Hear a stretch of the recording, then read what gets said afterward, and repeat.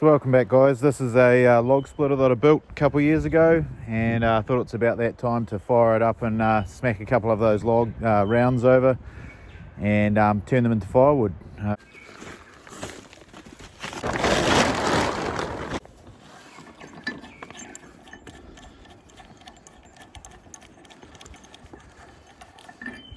knew there was something I had to fix last time. It was a bolt fell out and I had to get a nut for it, so we're all sorted here. Where did that go?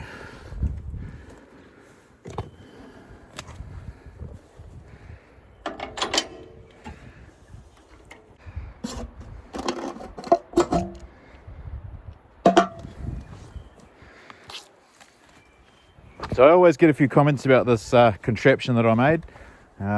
Used to be an old trailer, like a flat deck trailer, and I cut it shorter, cut the axle off and the leaf springs and moved them all forward a bit to the sort of middle, the front section, and then welded on made a bit of a platform, a frame in there. This bit of steel here is actually a railway steel, which is commonly known as pig steel. It's not that good to use for something like this because it doesn't really weld very well. But so far so good. I've only really broken it a few times, and I've had a couple of mates sort of put some heavy duty weld into it, bit of a bracket up the back. When I built this thing, really the only thing that I bought new was this two-way controller, so you can click it back and the thing comes back and turns off by itself, just pops off. And the ram I bought new, which was really cheap actually. I think about $200-300 for the ram. It's actually specifically built for log splitters. This here is the oil reservoir, hydraulic oil reservoir. It's a wee 12-gallon drum, and I always just kind of open this a wee bit to let a bit of air in there. So the oil gets pumped around from the engine, get some fuel.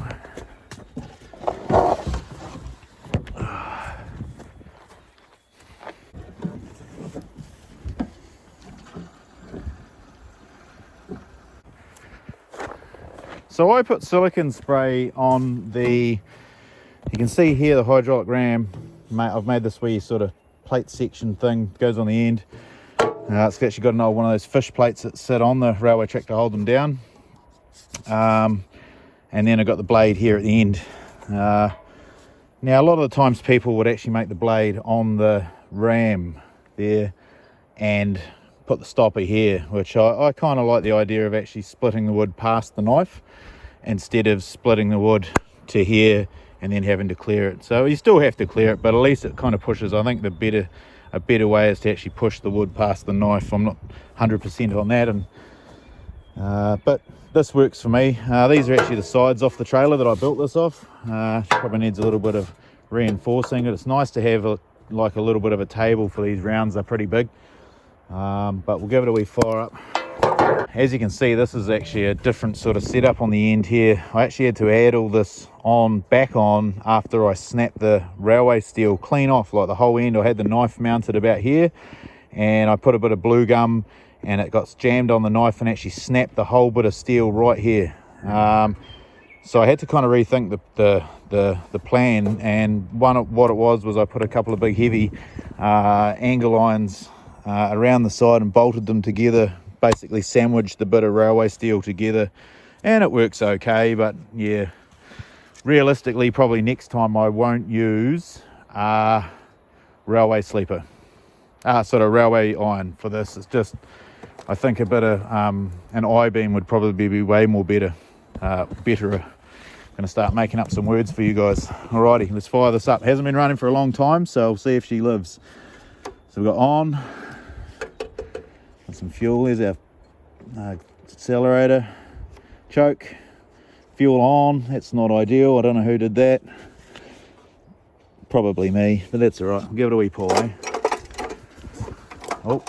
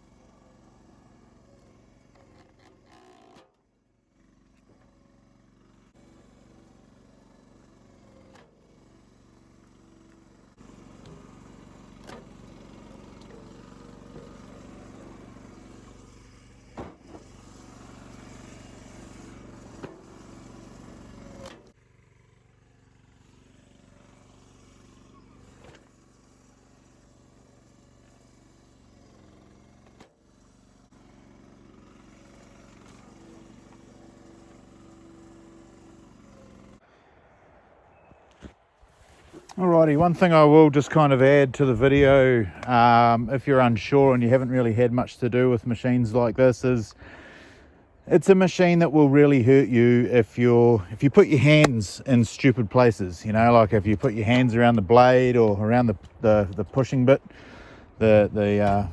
So you got to be really careful with your hand. Another big thing to consider when you're cutting up logs is which way the grain runs.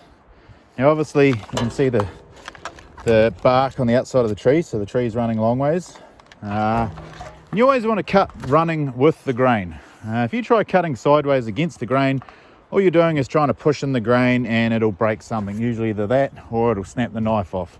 So the idea is that you're slicing into the grain and running with it. So yeah, always be aware of which way the grains run. You'll find when I pick up a bit of wood, I'll have a quick scan of it. Usually also too that the rings are always cut crossways from the grain, so you pick it up and you're running with the bark. But now and again you might find a knot and you might have to kind of turn it around and cut another way. Got to be very aware of what's going on with your grain. Alrighty.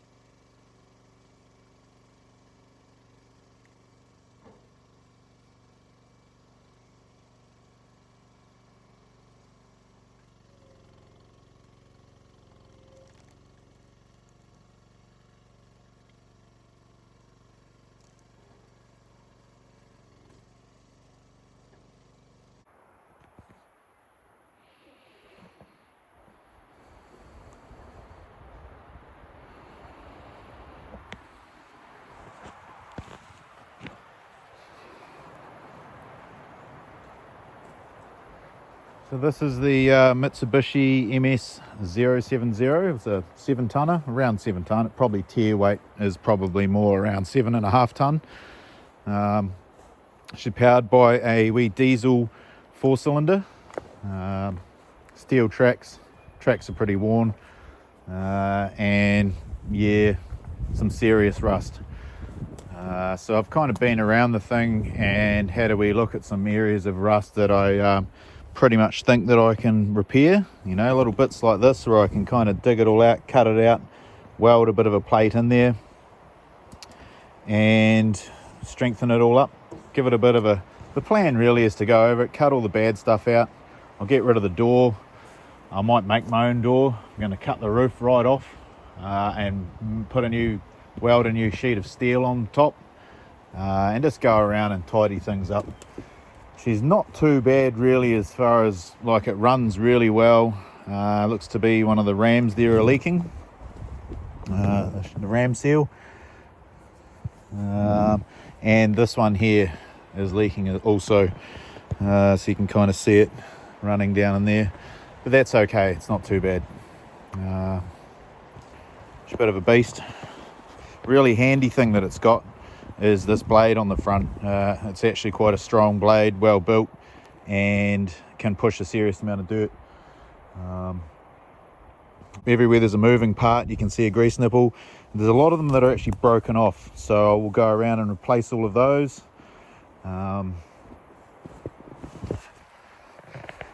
The battery box needs a bit of work. I might cut that lid off, maybe cut around the edges there and replace that. Just weld a bit of steel in there.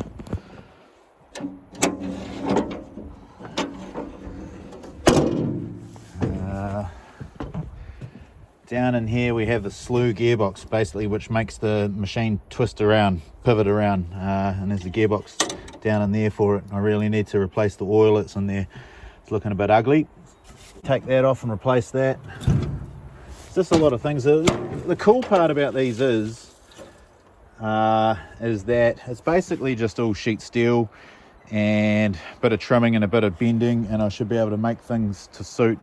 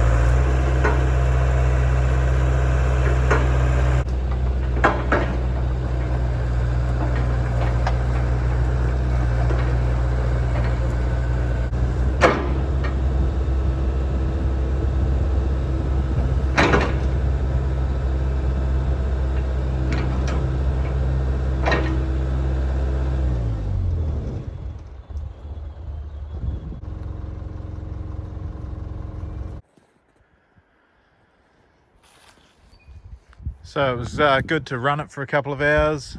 Just sort of pissed around up here, digging away, making a bit of a flat area behind the shed there.